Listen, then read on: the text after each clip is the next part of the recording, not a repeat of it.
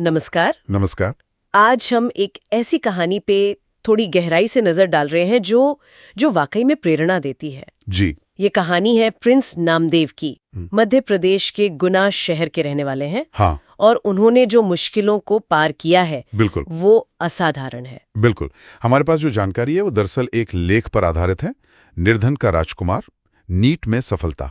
अच्छा, इसमें प्रिंस की पूरी यात्रा, उनके संघर्ष, सब कुछ बताया गया है। तो कहानी का सार ये है, प्रिंस के पिता एक साधारण दुकानदार है। हाँ, गुना शहर में। और परिवार की जो महीने की आमदनी है वो लगभग 8,000 रुपए है। सिर्फ 8,000 रुपए। और इस पृष्ठभूमि के साथ प्रिंस ने नीट यूजी 2025 परीक्षा, जो भारत की सबसे बड़ी मेडिकल प्रवेश परीक्षा है, हाँ, उसमें ऑल इंडिया रैंक 975 हासिल की है। कमाल है। मतलब ये अपने आप में एक बहुत बहुत बड़ी उपलब्धि है। हैरत अंगेज, खासकर जब हम उनके परिवार की आर्थिक स्थिति देखते हैं। बिल्कुल। तो आज हम सिर्फ कहानी नहीं सुनाएंगे ना। नहीं, बिल्कुल नहीं। हम ये समझने की कोशिश करेंगे कि इतने कम साधनों के साथ आखिर उन्होंने ये सफलता पाई कैसे, और हम सब इससे क्या सीख सकते हैं। तो देखिए, सबसे पहली और सबसे बड़ी चुनौती तो पैसे की ही थी। जाहिर है। डॉक्टर बनने का सपना तो था, पर उसे पूरा करने के साधन वो कहाँ से आते। सही कहा। लेकिन यहीं पर उनकी जो लगन थी, उनकी मेहनत, वो काम आई। कैसे? देखिए, उनकी मेहनत और प्रतिभा पर कोटा के एक जाने माने कोचिंग संस्थान की नजर पड़ी। अच्छा, कोटा? हाँ, कोटा।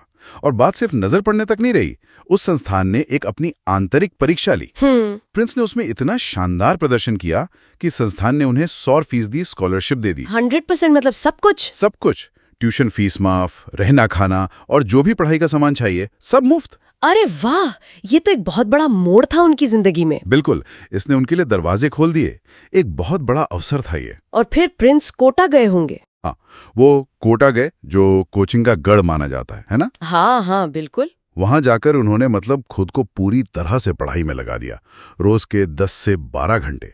10 से 12 घंटे, ये तो बहुत ज्यादा अनुशासन मांगता है। बहुत ज्यादा। और एक दिलचस्प बात यह भी है कि वो सिर्फ कोचिंग के भरोसे नहीं बैठे रहे। अच्छा, और क्या किया उन्होंने? उन्होंने आज के जमाने के जो साधन है उनका भरपूर इस्तेमाल किया। जैसे YouTube पर मुफ्त में जो पढ़ने का मटेरियल मिलता है। हाँ, आजकल तो बहुत कुछ है YouTube पर। बिल्कुल। और साथ ही फिजिक्स वाला और नाना अकेडमी जैसे जो ऑनलाइन प्लेटफॉर्म्स हैं, जो काफी सस्ते या मुफ्त हैं। हाँ, सुने हैं इनके नाम। उनका भी उन्होंने खूब इस्तेमाल किया। तो उनकी स्ट्रैटेजी सिर्फ घंटों पढ़ाई करना नहीं थी, बल्कि कॉन्सेप्ट्स को गहराई से समझना, बार बार रिवीजन करना, और सबसे जरूरी क्या? लगातार मॉक टेस्ट देना, ताकि परीक्षा के पैटर्न की आदत हो जाए। ये बहुत जरूरी है, इससे पता चलता है कि तैयारी किस दिशा में जा रही है। सही कहा। और ये भी दिखाता है कि कैसे सही रणनीति और जो भी साधन उपलब्ध हैं, उनका स्मार्ट तरीके से इस्तेमाल करके महंगी कोचिंग का विकल्प ढूंढा जा सकता है या उसे और बेहतर बनाया जा सकता है। बिल्कुल। एक और बात है जो प्रिंस की कहानी को और भी खास बनाती है। बताइए।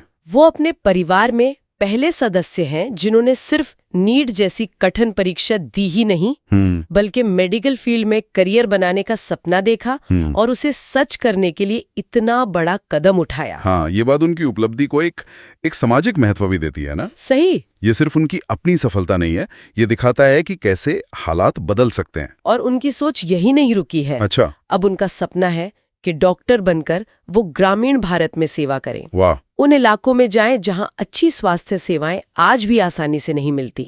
ये तो बहुत बड़ी बात है। अपनी सफलता को एक बड़े सामाजिक उद्देश्य से जोड़ना। बिल्कुल। तो अगर हम पूरी कहानी को देखें तो प्रिंस नामदेव की ये यात्रा क्या दिखाती है? ये दिखाती है पक्का इरादा, दृढ़ संकल्प, हाँ, अथक परिश्रम, हाँ, और सही समय पर मिला सही सहारा, उसकी ताकत।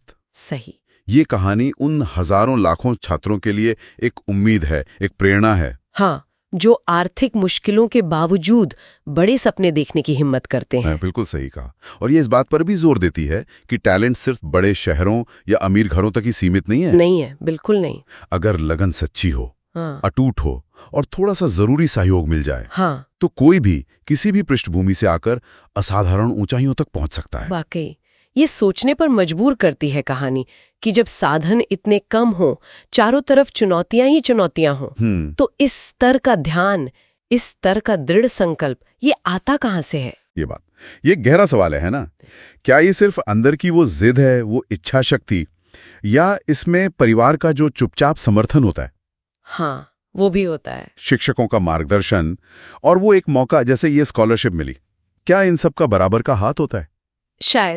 शायद ये इन सब चीजों का एक मिला-जुला रूप है। हाँ, शायद एक अनूठा मिश्रण है जो ऐसी कहानियों को जन्म देता है। ये सोचने वाली बात है कि सफलता की इस पूरी कहानी में किसी व्यक्ति के अपने जज्बे और बाहरी मदद का संतुलन कैसे काम करता है। बिल्कुल, इस पर विचार किया जा सकता है।